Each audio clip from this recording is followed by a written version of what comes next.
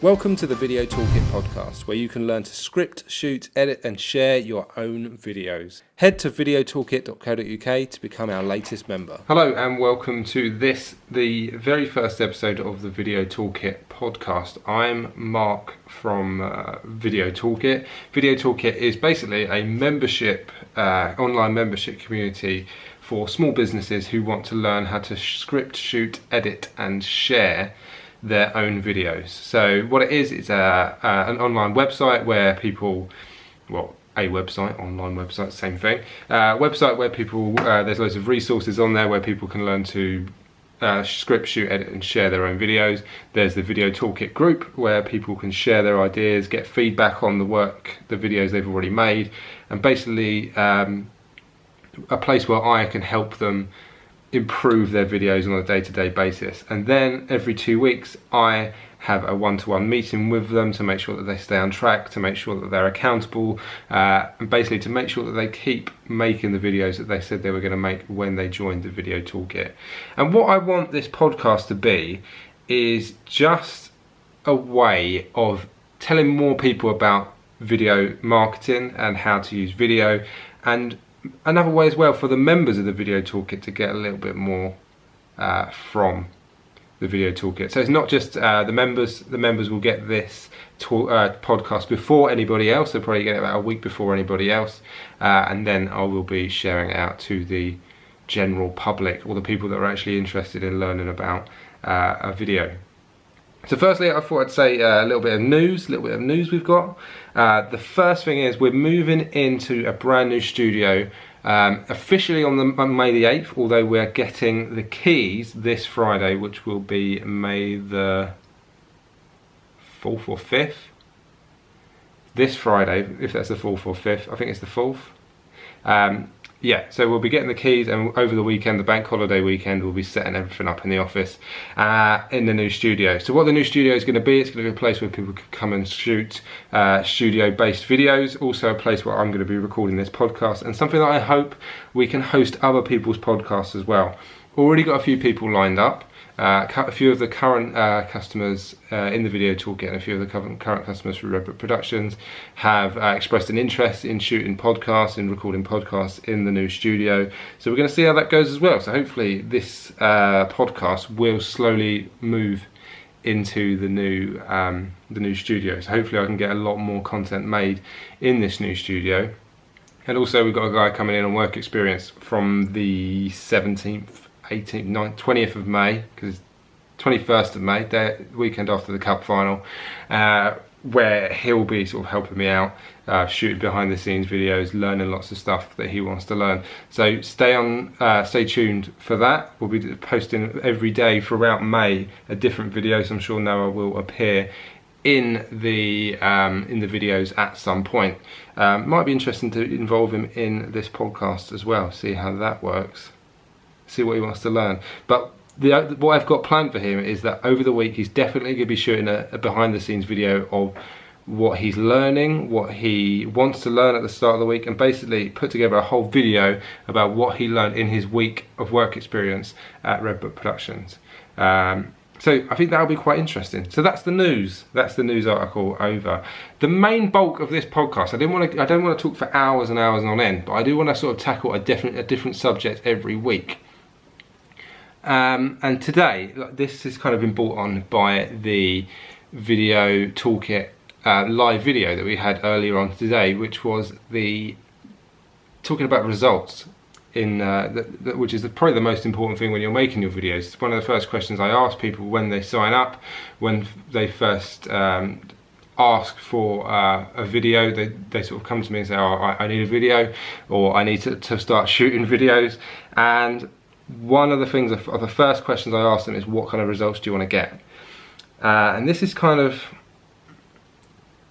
split into a few different things. Some people just want their video to look great. So for example, there's a company I work with at the moment, and all their video is to sit on a screen at an expo. So they just want their video to look really good, to showcase what they do, to showcase how they work, and for the video to look really, really good. So the actual reply to that video when it was done and dusted was, "It's perfect." So that was very, very nice. So that is, some people, that's all the results they want.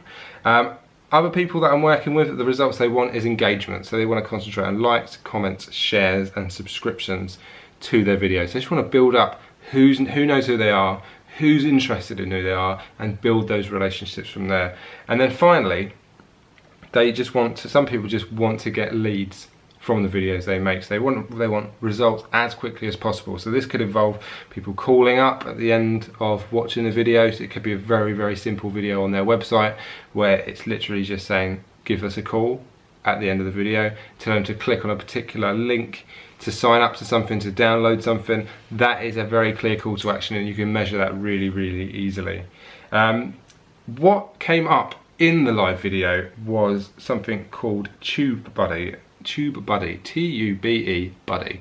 And this is a plugin I use on Google Chrome where it plugs into YouTube, and then you go onto YouTube and it shows you what the tags are on a particular YouTube video. This is very useful because if you go onto a video of somebody who maybe you want to emulate, you can see what their tags are and then where they rank on YouTube. So you can maybe copy these tags, copy the kind of tags they're using, and really sort of do your homework in terms of tags.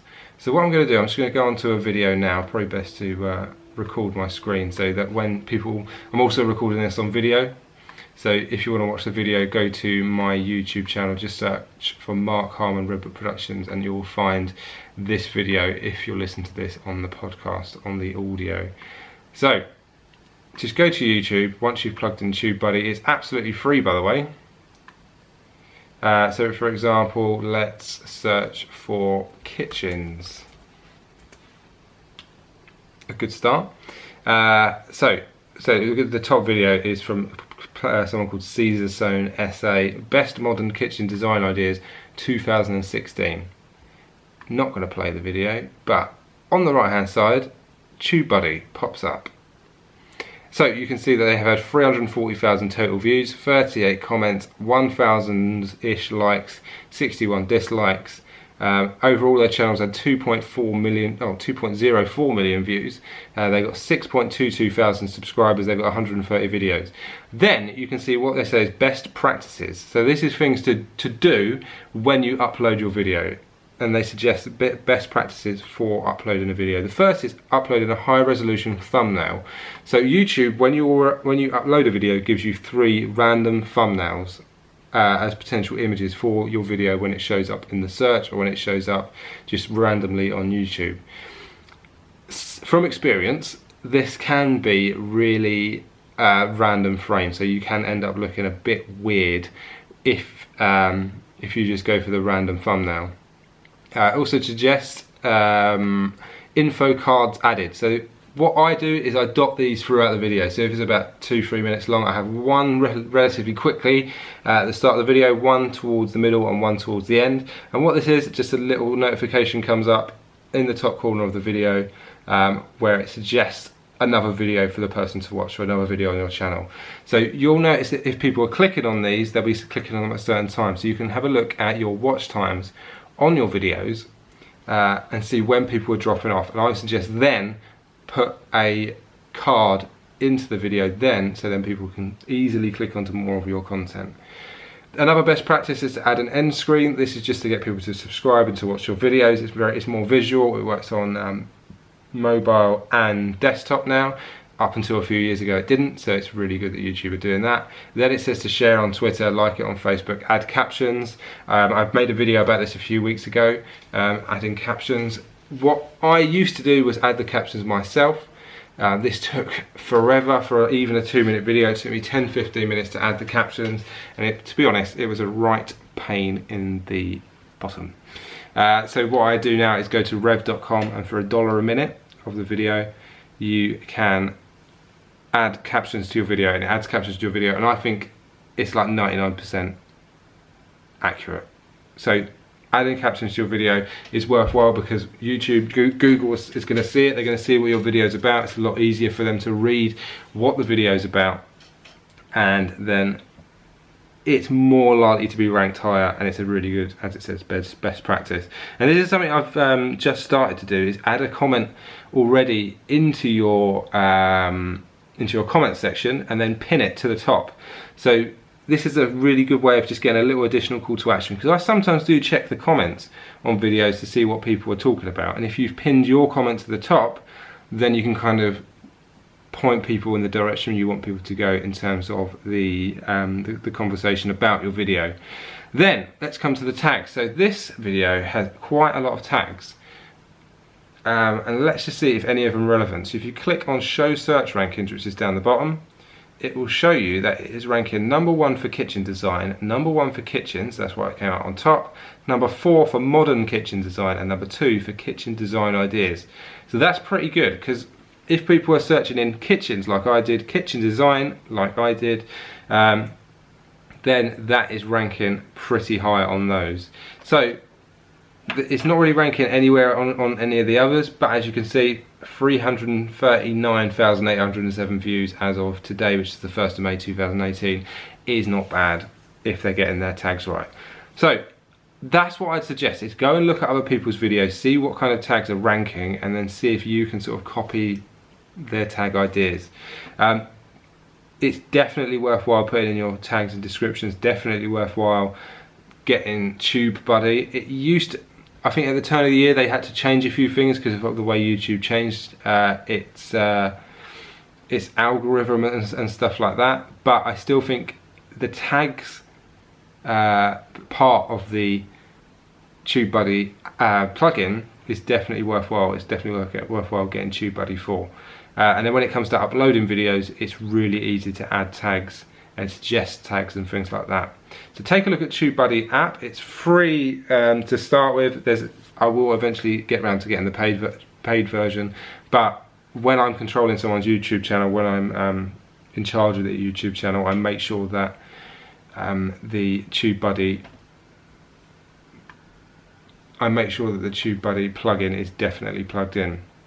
So that's my tip for this podcast. We've been about 12 minutes. I don't want to go on and on and on and on and on and on and on, but keep an eye out for episode 2. I'll be talking about another part of video marketing. Not sure what it's going to be yet, but make sure you subscribe. Feel free to email me, office@redbookproductions.co.uk, if you've got any questions about video, you want me to answer a question in a future video or a future podcast. It would be very interesting to see what kind of things you come up with for the podcast. Hope you've enjoyed this, hope it's been of interest.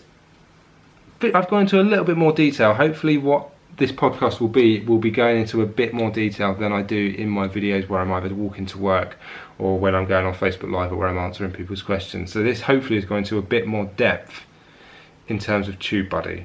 We'll probably do one about uploading videos very soon. I think that's probably one coming up. I'd also like to do one about kinds of equipment you can use. That's very important if you're going to be creating your own videos, if you're going to be a member of the Video Toolkit. And feel free to go and check out the Video Toolkit website if you want to become a Video Toolkit member and learn how to script, shoot, edit and share your own videos as well. Head to videotoolkit.co.uk and take a look. I will see you in episode 2 of the Video Toolkit podcast.